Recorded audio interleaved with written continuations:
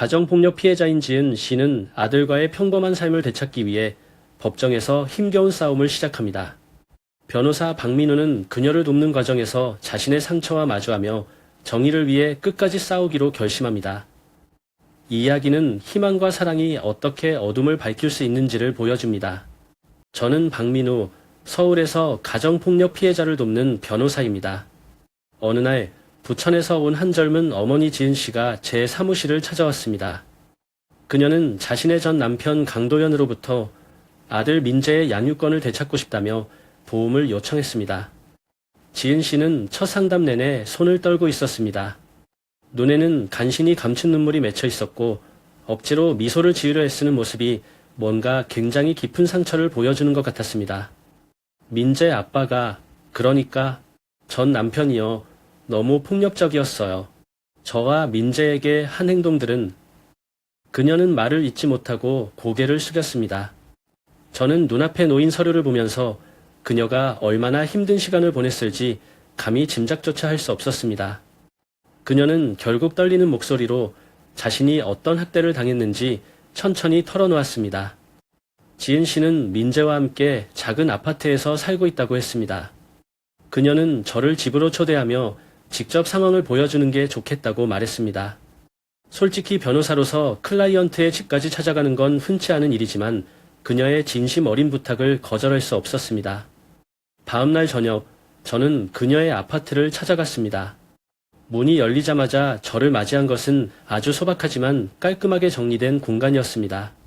지은 씨는 저를 따뜻하게 맞아주었고 그녀의 아들 민재가 저를 조심스럽게 쳐다보는 모습이 보였습니다. 민재는 겨우 4살이었지만 눈빛은 또래 아이들과 달랐습니다. 그 눈에는 무언가 두려움과 경계심이 깃들어 있었습니다. 특히 전화벨이 울리자마자 민재가 움찔하며 몸을 숨기는 모습은 제 가슴을 철렁이게 했습니다. 지은 씨는 민재가 전 남편에게 겪었던 일들을 얘기하면서 울음을 참으려 했지만 결국 눈물이 터져 나왔습니다. 민재는 도현 씨가 화내는 모습만 봐도 벌벌 떨었어요. 심지어 제가 아무리 감싸려고 해도 그 사람의 화를 막을 수 없었어요. 그녀는 차분히 설명하려 애썼지만 그 말들 속에는 묵직한 고통이 묻어났습니다.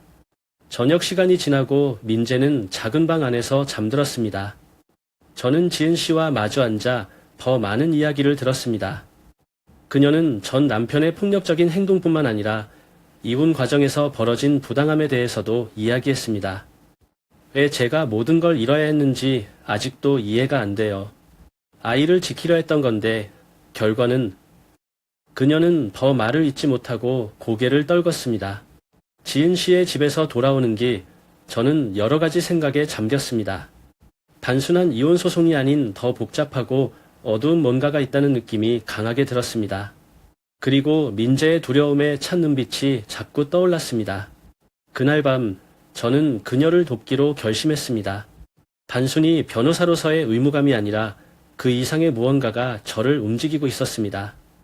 이 사건은 단순한 법정 싸움 이상이 될 것이 분명했습니다. 그러나 저는 그녀와 민재를 위해 이 싸움을 반드시 이겨내야겠다고 마음먹었습니다. 그녀의 이야기를 들으면서 제 마음 한구석이 서늘해졌습니다. 그것은 단지 변호사로서의 직업적 공감이 아니었습니다. 지은 씨가 전 남편의 폭력을 이야기할 때마다 저도 모르게 제 어린 시절의 기억들이 떠올랐습니다. 제가 어린 시절 살았던 인천 외곽의 집은 겉으로 보기에는 완벽해 보였습니다. 아버지는 은행에서 일했고 어머니는 초등학교 교사로 일하셨습니다. 우리 가족은 이웃들이 부러워할 만한 삶을 살고 있었습니다. 하지만 그 겉모습은 단지 포장일 뿐이었습니다. 집 안에서는 항상 싸움이 끊이지 않았습니다. 아버지는 종종 술에 취해 들어오곤 했고 어머니에게 화풀이를 하곤 했습니다. 그 화는 단지 소리치는 것으로 끝나지 않았습니다. 어린 마음에도 알 수 있었습니다. 아버지가 어머니를 향해 손을 뻗을 때마다 저와 여동생은 방 한구석에 몸을 웅크리고 있었습니다. 그때의 공포는 지금도 잊을 수 없습니다. 어느 날 밤이 특히 기억에 남습니다. 저는 침대에 누워 잠을 자려 했지만 거실에서 들려오는 싸움 소리가 너무 커서 눈을 감을 수 없었습니다. 어머니의 흐느끼는 소리, 아버지의 분노에 찬 외침, 갑자기 문이 열리고 어머니가 들어오셨습니다. 가자 그녀는 단호한 목소리로 말하며 제 손을 잡았습니다. 저는 상황을 이해하지 못한 채 여동생의 손을 붙잡고 따라 나섰습니다. 그날 밤 우리는 작은 가방 하나만 들고 집을 떠났습니다. 어머니는 저희를 데리고 한 친구의 집으로 갔습니다. 저는 그때까지 어머니가 우리를 버리려 한다고 오해했습니다. 왜냐하면 아버지가 항상 말하던 대로 엄마는 무책임하다고 믿었기 때문입니다. 하지만 시간이 지나면서 알게 되었습니다. 어머니의 선택은 버림이 아니라 보호였다는 것을요. 지은 씨의 이야기를 들으면서 그때의 제 감정이 다시 떠올랐습니다. 제가 아이였을 때 느꼈던 공포와 혼란이 지금의 민재가 느끼고 있을 감정과 다르지 않을 것 같았습니다. 민재는 자신의 안전을 위해 어머니와 함께 있었지만 여전히 과거의 상처 속에서 살아가고 있는 것 같았습니다. 저는 그녀와 민재의 아픔이 마치 제 이야기처럼 느껴졌습니다. 그리고 그들의 이야기를 통해 저는 제 과거의 상처를 직면하게 되었습니다.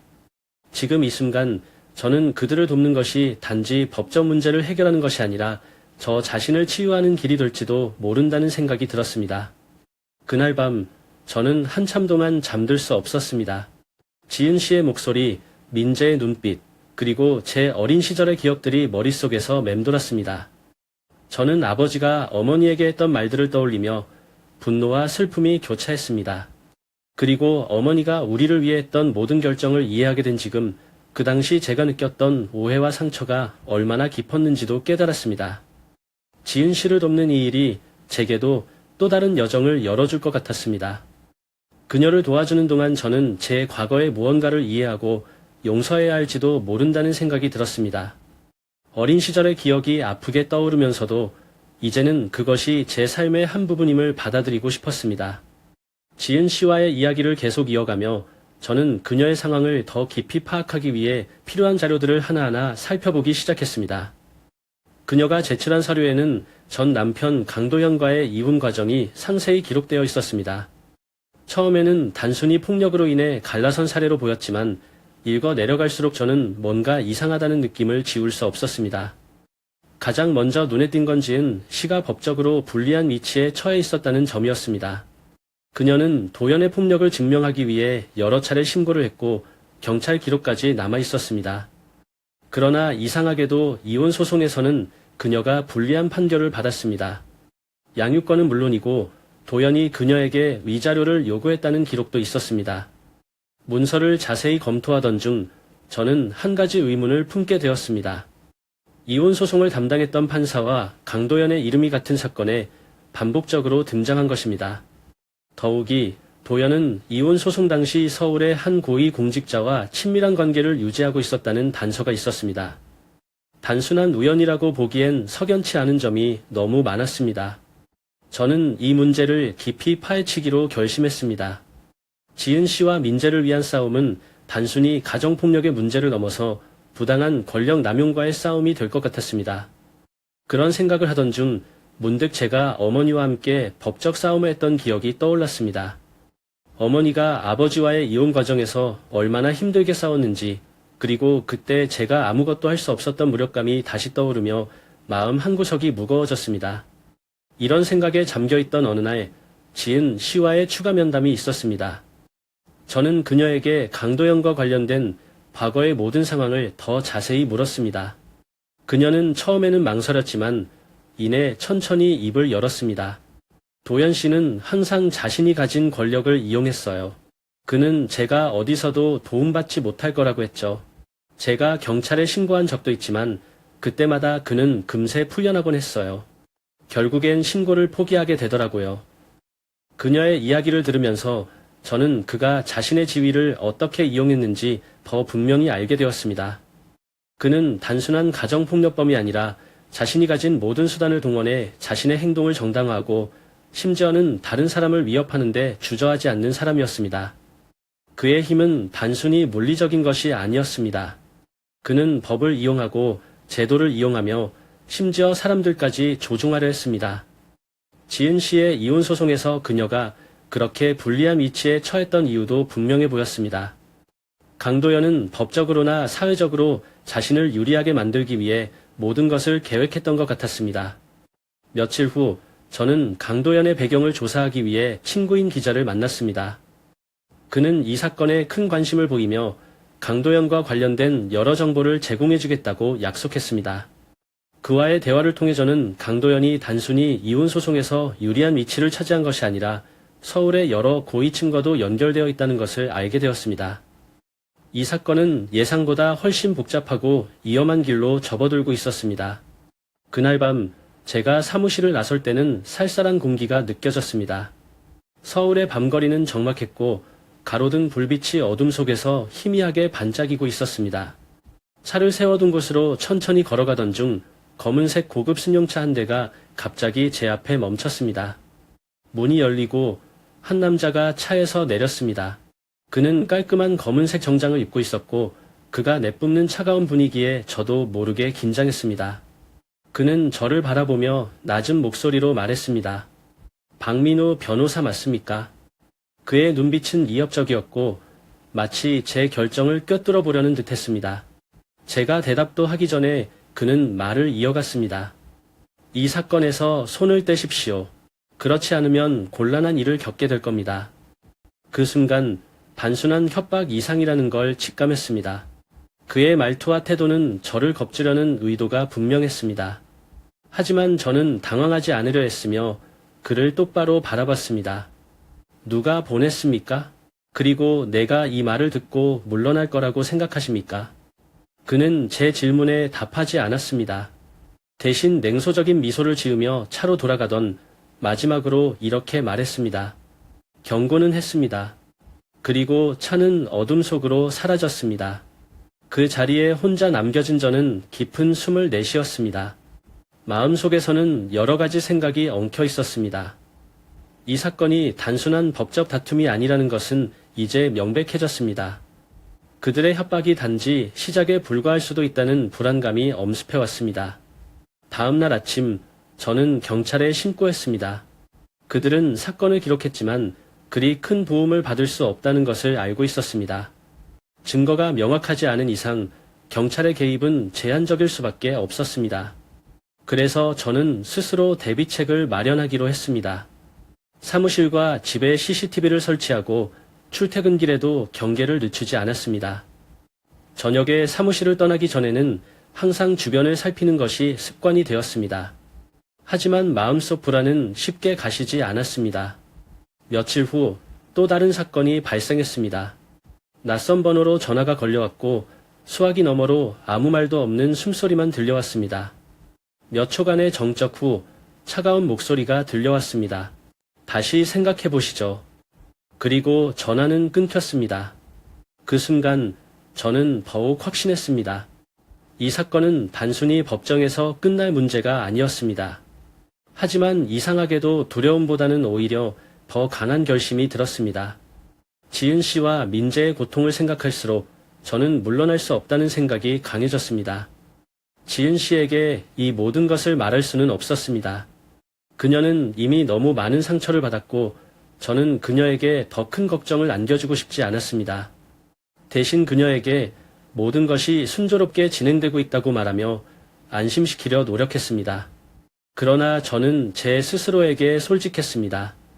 이 싸움은 생각보다 훨씬 복잡하고 위험했습니다. 한편 저는 강도연의 배경을 더 조사하기 위해 신뢰할 수 있는 기자 친구에게 연락했습니다. 그는 강도연과 관련된 여러 정보를 조사해주겠다고 약속했지만 이 일의 위험성도 경고했습니다. 이런 사람들은 쉽사리 물러서지 않을 거야. 하지만 끝까지 가보자. 그의 말은 저에게 큰 위로가 되었습니다. 그 후 며칠 동안 저는 누군가가 제 뒤를 따라오는 것 같은 기분을 느꼈습니다.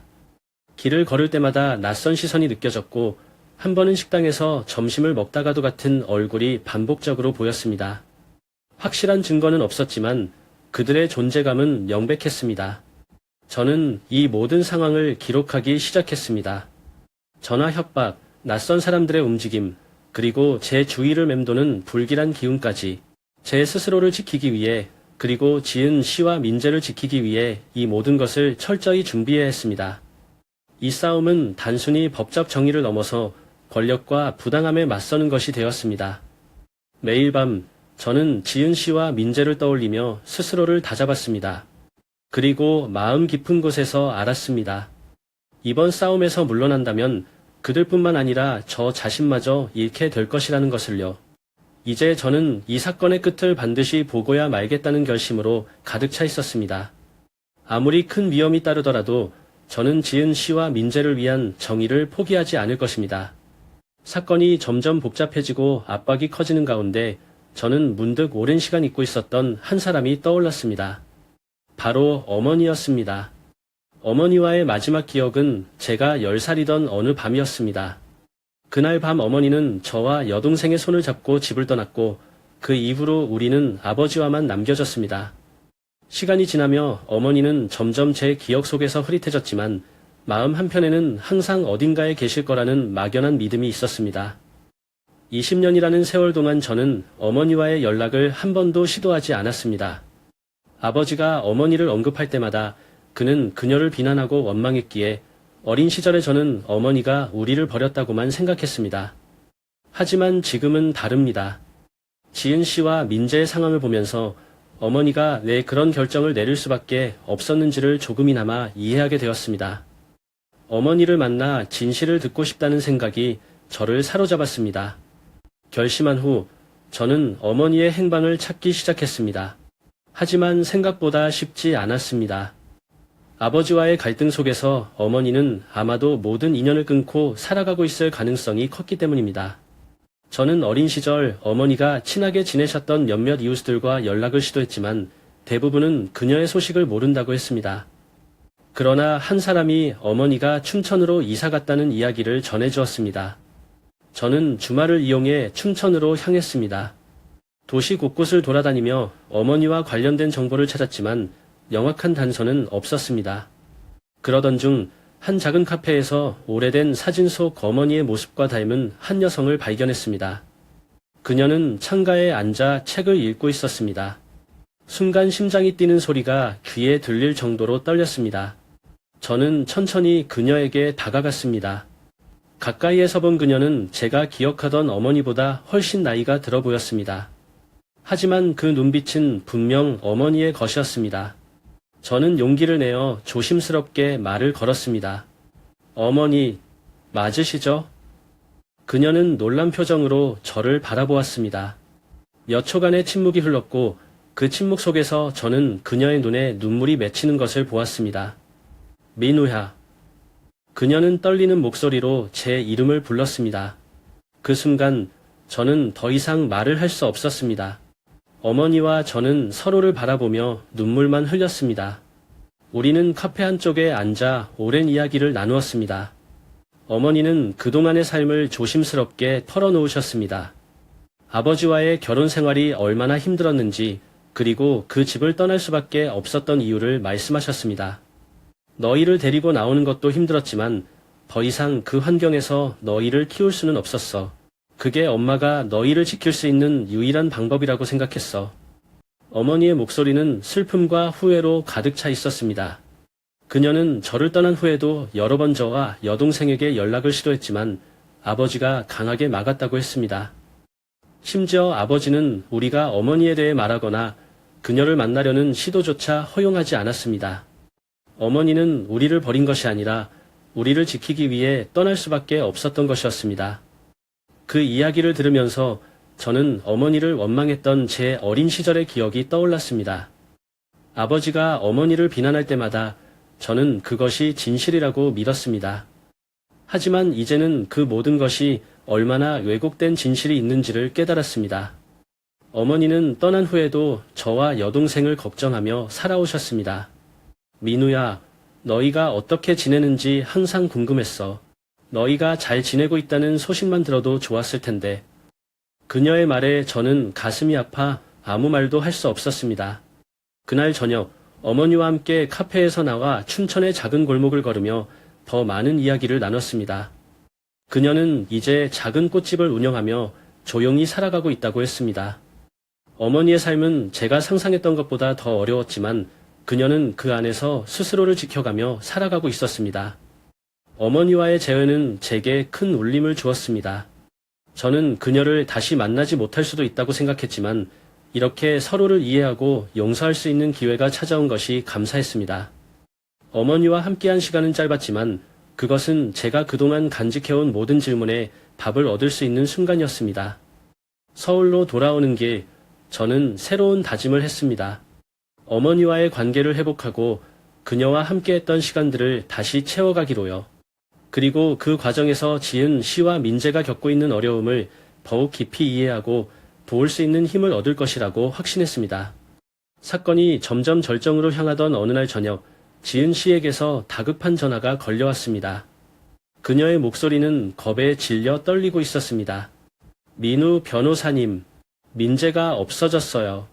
아까까지만 해도 놀이터에서 놀고 있었는데 갑자기 사라졌어요. 순간 머릿속이 하얘졌습니다. 진정하세요. 지은 씨 지금 어디 계세요? 바로 경찰에 신고했나요? 저는 최대한 차분하게 물었지만 속은 불안감으로 가득 찼습니다. 그녀는 울먹이는 목소리로 카메라를 확인했는데 누군가가 민재를 데리고 간 것 같아요. 그 사람이 도연 씨와 닮았어요. 라고 말했습니다. 저는 곧바로 경찰에 연락한 뒤 지은 씨가 있는 곳으로 달려갔습니다. 그녀는 아파트 관리사무소에서 경비원들과 함께 CCTV 영상을 확인하고 있었습니다. 영상 속에서 한 남자가 민재의 손을 잡고 놀이터를 빠져나가는 모습이 선명하게 보였습니다. 지은 씨가 말한 것처럼 그 남자는 도연과 매우 닮아 있었습니다. 경찰이 도착한 뒤 우리는 즉시 민재를 찾기 위한 수색을 시작했습니다. 도연의 과거 행동과 이번 사건의 정황을 고려했을 때 그가 민재를 데려갔을 가능성이 높았습니다. 하지만 도연은 이미 전화를 받지 않았고 그의 행방은 알 수 없었습니다. 지은 씨는 계속해서 눈물을 흘리며 자신을 자책했습니다. 제가 좀 더 주의했어야 했어요. 민재를 혼자 두지 말았어야 했는데. 저는 그녀를 위로하며 말했습니다. 지은 씨, 이건 당신의 잘못이 아닙니다. 우리에게 시간이 있습니다. 민재를 반드시 찾아낼 겁니다. 제 말에도 그녀의 표정은 여전히 불안과 두려움으로 가득 차 있었습니다. 시간이 지나면서 초조함은 점점 커졌습니다. 경찰은 도연의 휴대전화 위치를 추적했지만 그가 마지막으로 머문 곳은 이미 떠난 지 오래된 상태였습니다. 우리는 그의 가족과 친구들에게 연락을 시도했지만 누구도 그의 현재 위치를 알지 못했습니다. 그날 밤 저는 지은 씨와 함께 아파트 단지 주변을 돌며 민재를 부르기 시작했습니다. 한편으로는 경찰 수사팀과 정보를 주고받으며 다른 단서가 없는지 확인했습니다. 그러나 시간이 지나도 민재의 흔적은 전혀 발견되지 않았습니다. 이틀째 되는 날 아침, 저는 지은 씨를 찾아가 차분하게 대화를 나누었습니다. 그녀는 거의 잠을 자지 못한 듯 눈이 퉁퉁 부어 있었습니다. 민우 변호사님, 민재가 무사할까요? 저는 그 아이가 얼마나 무서워하고 있을지 생각만 해도 미칠 것 같아요. 그녀의 말에 저 역시 마음이 무거워졌지만 흔들리지 않으려 노력했습니다. 지은 씨, 우리 민재를 찾을 겁니다. 포기하지 말고 조금만 더 힘을 내주세요. 그날 오후 중요한 단서가 발견되었습니다. 경찰이 한 외곽 지역에서 도연의 차량을 발견했다는 소식이 전해졌습니다. 차량 근처에는 민재가 남긴 것으로 보이는 작은 장난감도 발견되었습니다. 이는 우리가 올바른 방향으로 가고 있다는 신호였습니다. 하루 종일 이어진 긴박한 수색 끝에 경찰은 안산 외곽의 한 낡은 아파트에서 민재를 발견했습니다. 그곳은 도연이 최근 임대한 집으로 밝혀졌습니다. 경찰은 문을 열고 조심스럽게 안으로 들어갔고 작은 방 한쪽 구석에서 겁에 질린 민재를 발견했습니다. 민재는 구석에 몸을 웅크린 채 울음을 삼키고 있었습니다. 경찰이 괜찮아, 이제 안전해라고 말하며 다가가자 그는 놀란 눈으로 경찰을 쳐다봤습니다. 그리고 잠시 후 민재는 울음을 터뜨리며 경찰의 품에 안겼습니다. 그 모습을 보는 순간 지은 씨와 저는 안도의 한숨을 쉬며 가슴을 쓸어내렸습니다. 민재는 겁에 질려 있었지만 다행히 신체적으로는 큰 상처가 없었습니다. 경찰은 즉시 도연을 체포했습니다. 도연은 자신이 한 행동에 대해 변명하기 시작했습니다. 내 아들을 데려온 것뿐이에요. 전혀 위협하려는 의도는 없었습니다. 단지 시간이 필요했을 뿐입니다. 그의 목소리는 뻔뻔했고 행동을 합리화하려는 태도가 분명했습니다. 그러나 경찰은 그의 말을 받아들이지 않았습니다. 민재를 강제로 데려온 것은 명백한 범죄 행위였고 지은 씨와 민재에게 큰 트라우마를 남긴 행위였습니다. 도연은 연행되며 여전히 오해일 뿐이라며 상황을 축소하려 했지만 그 어떤 말도 우리에게 위로가 되지 않았습니다. 민재가 구조되자마자 지은 씨는 달려가 아들을 꼭 끌어안았습니다. 민재야, 엄마가 미안해. 정말 미안해. 그녀는 아이를 품에 안고 흐느끼며 반복해서 사과했습니다. 민재도 엄마를 꼭 안으며 엄마, 무서웠어. 라고 말했습니다. 그 순간 지은 씨의 눈물 속에는 안도와 슬픔이 뒤섞여 있었습니다. 저는 한 발짝 뒤에서 그 장면을 지켜보며 마음 깊이 감사함을 느꼈습니다. 만약 구조가 조금이라도 늦어졌다면 상황이 더 악화될 수도 있었습니다. 민재가 무사히 돌아왔다는 사실만으로도 큰 위안이 되었습니다. 하지만 동시에 이 사건이 여기서 끝이 아니라는 것도 분명했습니다. 그날 밤 저는 지은 씨와 민재를 경찰 보호하에 안전한 곳으로 안내했습니다. 민재는 아직도 두려움이 가득한 얼굴로 엄마의 손을 꼭 잡고 있었습니다. 저는 그들의 곁에 앉아 조용히 말했습니다. 이제 안전합니다. 도연은 다시는 당신과 민재를 위협하지 못할 겁니다. 그러나 마음 한편에서는 여전히 불안함이 남아 있었습니다. 도연이 단순히 법의 처벌을 받을 뿐 아니라 다시는 지은 씨와 민재의 삶에 개입하지 못하도록 확실히 막아야 했습니다. 며칠 후 도연은 정식으로 구속되었고 그의 행동에 대한 조사가 시작되었습니다. 저는 이번 사건의 모든 자료를 꼼꼼히 검토하며 추가적인 법적 대응을 준비했습니다. 도연이 과거에 저지른 폭력과 이번 납치 사건을 연결하여 그의 범죄를 명백히 드러낼 증거들을 하나하나 정리했습니다. 민재는 시간이 지남에 따라 조금씩 안정된 모습을 보이기 시작했습니다. 하지만 여전히 낯선 사람이 가까이 다가오면 움츠려들고 엄마 뒤에 숨는 모습을 보였습니다. 지은 씨는 그런 아들을 보며 매일같이 미안하다고 말했습니다. 민재가 이런 상처를 겪게 될 줄 몰랐어요. 제가 더 잘했어야 했는데. 그녀는 자책하며 눈물을 흘렸지만 저는 그녀에게 말했습니다. 지은 씨, 이건 당신의 잘못이 아닙니다. 우리가 할 수 있는 최선을 다했고 앞으로 민재와 함께 새로운 시작을 만들어갈 겁니다. 이 사건은 제게 큰 교훈을 남겼습니다. 단순히 법적 승리만이 아니라 피해자들이 진정으로 안심하고 삶을 살아갈 수 있는 환경을 만드는 것이 얼마나 중요한지 깨달았습니다. 도연의 구속과 함께 사건은 새로운 국면으로 접어들었지만 저는 앞으로도 지은 씨와 민재가 다시는 이런 위협을 받지 않도록 끝까지 노력할 것입니다. 그날 밤 저는 문득 민재가 처음 저를 바라보았던 두려움 가득한 눈빛을 떠올렸습니다. 그리고 이제 그 눈빛이 조금은 편안해졌다는 사실에 안도하며 다짐했습니다. 그들이 다시 웃을 수 있는 날이 올 때까지 저는 그들과 함께 싸울 것입니다. 법정에 들어서는 순간 묵직한 긴장감이 공기를 가득 채우고 있었습니다. 지은 씨는 제 옆에서 손을 꼭 쥔 채 떨고 있었습니다. 민재는 가족보호센터의 지원을 받으며 보호되고 있었지만 오늘의 판결이 그의 미래를 좌우할 것임을 우리는 잘 알고 있었습니다. 도연 측 변호사는 자신감 넘치는 태도로 변호를 시작했습니다. 그는 마치 모든 상황을 통제하고 있다는 듯한 목소리로 이렇게 주장했습니다. 우리 의뢰인은 단지 아버지로서의 권리를 주장했을 뿐입니다. 그런데 원고 측이 그의 권리를 끊임없이 방해하고 있습니다. 특히 민재군을 아버지로부터 떼어놓으려는 행동은 명백히 부당합니다. 그의 말이 이어질수록 지은 씨는 더 움츠러드는 듯했습니다. 변호사는 지은 씨를 향해 끊임없이 책임을 전가하며 그녀가 도연의 양육권을 침해했다고 주장했습니다. 아이의 아버지를 부정하며 아들을 독점하려는 행위는 아이의 복지에도 악영향을 미칠 수 있습니다. 그는 그렇게 말하며 고개를 젓고는 도연을 마치 희생자인 것처럼 묘사하려 했습니다. 제 차례가 되었을 때 저는 법정 안의 분위기를 신중히 살폈습니다. 판사와 배심원들이 도연 측 변호사의 주장에 어느 정도 관심을 보이는 것처럼 보였지만 저는 흔들리지 않으려 노력했습니다. 저는 준비해온 모든 자료와 증거를 천천히 꺼내며 차분히 말했습니다. 존경하는 재판장님, 그리고 배심원 여러분. 이 사건의 본질은 단순한 양육권 분쟁이 아닙니다. 이 사건은 지속적인 가정폭력과 불법적인 행위, 그리고 한 아이의 안전과 복지에 대한 문제입니다.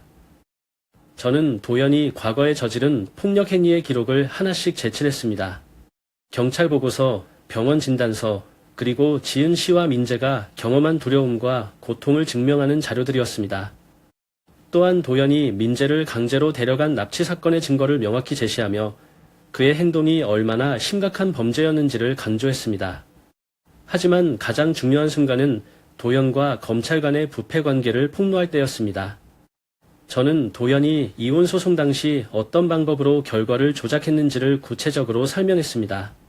도연 씨는 공직자와의 부당한 관계를 이용해 판결에 영향을 미쳤습니다. 이는 단순한 사적인 문제가 아니라 공공의 신뢰를 저버린 심각한 부패 행위입니다. 법정 하는 순간 조용해졌습니다. 배심원들조차 긴장한 표정을 지으며 저의 말을 경청했습니다. 그리고 결정적인 순간이 찾아왔습니다. 제가 미리 준비해둔 증거와 함께 최근 언론에서 보도된 기사들이 대형 스크린에 띄워졌습니다. 여기 보시면 이 사건과 관련하여 이미 언론에 보도된 자료들입니다. 도연 씨의 폭력성과 부당한 권력 사용에 대한 진실이 이제 세상에 드러나기 시작했습니다. 기사에는 도연이 저지른 폭력과 부패 행위가 적나라하게 드러나 있었고 이는 법정 안에 큰 충격을 주었습니다. 도연 측 변호사는 예상치 못한 반전에 당황한 듯 보였습니다. 그는 서둘러 반박하려 했지만 그의 목소리에는 더 이상 자신감이 묻어나지 않았습니다. 도연은 변호사와 짧게 속삭인 뒤 얼굴을 찡그리며 의자에 깊숙이 몸을 기댔습니다. 재판이 끝날 무렵 판사는 중대한 사건임을 감안해 심리를 며칠 더 연장하겠다고 발표했습니다. 법정 밖으로 나온 후 지은 씨는 눈물을 참으며 제게 말했습니다. 민우 변호사님, 정말 감사합니다. 오늘은 저 혼자였다면 감당할 수 없었을 거예요. 저는 그녀의 어깨를 가볍게 두드리며 말했습니다. 아직 끝난 게 아닙니다. 하지만 우리는 분명히 진실을 밝히고 있습니다. 며칠 뒤 재판이 다시 열렸을 때 상황은 이미 도연에게 불리하게 돌아가고 있었습니다. 언론 보도의 여파로 여론은 지은 씨 편에 서 있었고 도연의 행적이 더욱 상세히 드러나면서 그의 평판은 급격히 추락했습니다. 마침내 재판이 끝났습니다. 판사는 도연에게 폭력과 납치 혐의로 중형을 선고했고 지은 씨는 민재의 단독 양육권을 완전히 인정받았습니다. 법정 안에 있던 모든 사람이 이 판결에 집중하며 무거운 긴장감을 느꼈지만 판결이 내려지는 순간 지은 씨는 눈물을 흘리며 조용히 손을 모았습니다. 그녀의 얼굴에는 안도의 미소와 함께 오랜 시간 억눌러왔던 감정이 드러나고 있었습니다. 재판이 끝난 뒤 저는 법정 복도에서 지은 씨와 마주했습니다. 그녀는 떨리는 손으로 제 손을 잡으며 말했습니다. 민우 변호사님, 정말 감사합니다. 이 모든 게 가능할 거라고는 상상도 못했어요. 포기하고 싶었던 순간이 많았는데 변호사님 덕분에 여기까지 올 수 있었어요. 그녀의 눈가에는 아직 눈물이 맺혀 있었지만 그 눈빛은 더 이상 두려움에 사로잡힌 모습이 아니었습니다. 지은 씨, 이건 당신이 끝까지 싸워준 덕분이에요. 제가 도와드릴 수 있어서 정말 다행입니다. 저는 그녀의 손을 가볍게 잡아주며 대답했습니다. 그 순간 저는 이 사건이 단지 법적 승리 이상이라는 것을 느꼈습니다. 그녀와 민재가 새로운 삶을 시작할 수 있는 발판을 마련했다는 사실에 마음 깊은 곳에서 뿌듯함이 밀려왔습니다. 법정을 나서던 지은 씨는 문득 멈춰서서 뒤를 돌아보았습니다. 그녀는 잠시 하늘을 바라보며 깊게 숨을 들이마셨습니다. 이제 정말 시작이겠죠? 민재와 제가 다시 평범하게 살 수 있을까요? 그녀의 물음은 단순한 의문이 아니라 앞으로의 삶에 대한 다짐처럼 들렸습니다. 물론입니다. 지은 씨와 민재는 충분히 행복할 자격이 있어요. 어려움이 있더라도 오늘을 기억하며 앞으로 나아가세요. 저는 그녀를 격려하며 미소 지었습니다. 그녀는 고개를 끄덕이며 민재를 향해 달려갔습니다. 민재는 보호센터에서 기다리고 있었습니다. 지은 씨가 다가오자 민재는 환하게 웃으며 엄마 라고 외쳤습니다. 그 순간 저는 모든 노력이 결실을 맺었다는 것을 실감했습니다. 두 사람의 포옹을 지켜보는 동안 저는 그동안의 긴장이 모두 풀리는 듯한 느낌을 받았습니다. 며칠 후 지은 씨는 민재와 함께 새로운 집으로 이사했습니다. 그녀는 저에게 작은 감사 카드를 보내왔습니다. 변호사님, 당신의 도움 덕분에 민재와 저는 다시 살아갈 희망을 얻었습니다. 앞으로 민재와 함께 행복하게 살아갈게요. 정말 감사합니다. 카드 속에는 민재가 그린 작은 그림도 함께 들어있었습니다. 그림 속에는 밝게 웃고 있는 엄마와 아이의 모습이 담겨 있었습니다. 그날 밤 저는 사무실에서 홀로 앉아 이 사건을 되돌아보았습니다. 지은 씨와 민재의 고통, 도연의 위협, 그리고 우리가 함께 싸워온 시간들, 모든 것이 머릿속을 스쳐 지나갔습니다. 비록 힘든 여정이었지만 그 끝에서 저는 분명히 의미 있는 일을 해냈다는 것을 깨달았습니다. 지은 씨의 사건은 단순히 법적 다툼 이상의 의미를 제게 남겼습니다. 가정폭력은 단지 피해자 한 사람에게만 상처를 주는 것이 아니었습니다. 그것은 피해자를 둘러싼 모든 이들에게 더 깊은 영향을 미치고 때로는 그 상처가 세대에 걸쳐 이어지기도 합니다. 재판을 마치고 사무실로 돌아온 어느 날 밤 저는 홀로 책상에 앉아 이번 사건을 처음 접했던 날을 떠올렸습니다. 지은 씨의 떨리는 목소리, 민재의 두려움에 찬 눈빛, 그리고 사건이 점점 깊어지며 마주했던 위협과 두려움들, 모든 것이 머릿속에서 파노라마처럼 지나갔습니다. 그 사건을 통해 저는 제 자신의 과거를 마주할 수밖에 없었습니다. 어린 시절 저와 어머니 그리고 여동생이 겪었던 일들이 지은 시의 이야기와 묘하게 닮아 있었습니다. 저는 어린 시절 내내 어머니가 집을 떠나야만 했는지 이해하지 못했습니다. 하지만 이제는 그 결정을 이해할 수 있었습니다. 그녀는 자신을 위해 그리고 우리를 위해 떠날 수밖에 없었던 겁니다. 얼마 전 어머니와의 재회는 제게 또 다른 깨달음을 주었습니다. 어머니와의 대화를 통해 사랑은 결코 사라지는 것이 아니라는 것을 알게 되었습니다. 오히려 그것은 우리가 어떻게 열어가느냐에 따라 더욱 강해질 수 있었습니다.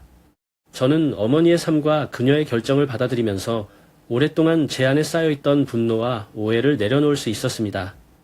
지은 씨와 민재의 이야기는 제게 또 다른 책임감을 안겨주었습니다. 이 사건이 끝났다고 해서 다른 사람들이 더 이상 비슷한 고통을 겪지 않을 거라는 보장은 없습니다. 저는 법률가로서 제 역할을 넘어서 더 많은 이들에게 희망과 지원을 제공해야겠다고 결심했습니다. 우선 사무실에서 진행 중이던 무료 법률 상담 프로그램을 확대하기로 했습니다. 기존에는 주로 소송을 준비 중인 사람들을 대상으로 했다면 이제는 가정폭력, 직장 내 괴롭힘, 사회적 약자를 대상으로 한범죄 피해자들까지 포함한 더 폭넓은 지원을 제공하려고 합니다. 또한 제가 가진 법률적 지식을 바탕으로 피해자들이 필요한 기관과 연결될 수 있도록 돕는 역할도 추가했습니다. 이를 위해 지역 내 사회복지단체들과 협력하기 시작했습니다. 여러 비영리단체와 만나며 그들이 현장에서 겪는 어려움과 제도적 한계를 직접 들을 수 있었습니다. 그들의 이야기 속에서 피해자들에게 단순한 법적 지원을 넘어 심리적 안정과 사회적 재건이 얼마나 중요한지를 다시금 깨달았습니다. 저는 단체들과 함께 피해자들을 위한 워크숍과 세미나를 열어 그들이 스스로 자신의 권리를 이해하고 목소리를 낼 수 있도록 돕는 활동을 시작했습니다. 이러한 자리에서 만난 이들의 이야기는 제게 큰 울림을 주었습니다.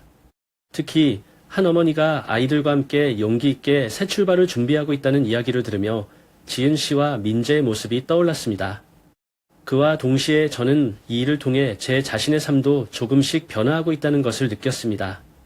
어머니와의 재회 이후 저는 그녀와 자주 연락을 주고받으며 우리 가족의 관계를 천천히 회복해 나가고 있습니다. 때로는 어머니와 함께 아버지와의 과거를 이야기하며 그 시절 우리가 겪었던 고통을 서로 이해하고 치유하는 과정이 있습니다. 어머니는 종종 제게 이런 말씀을 하십니다.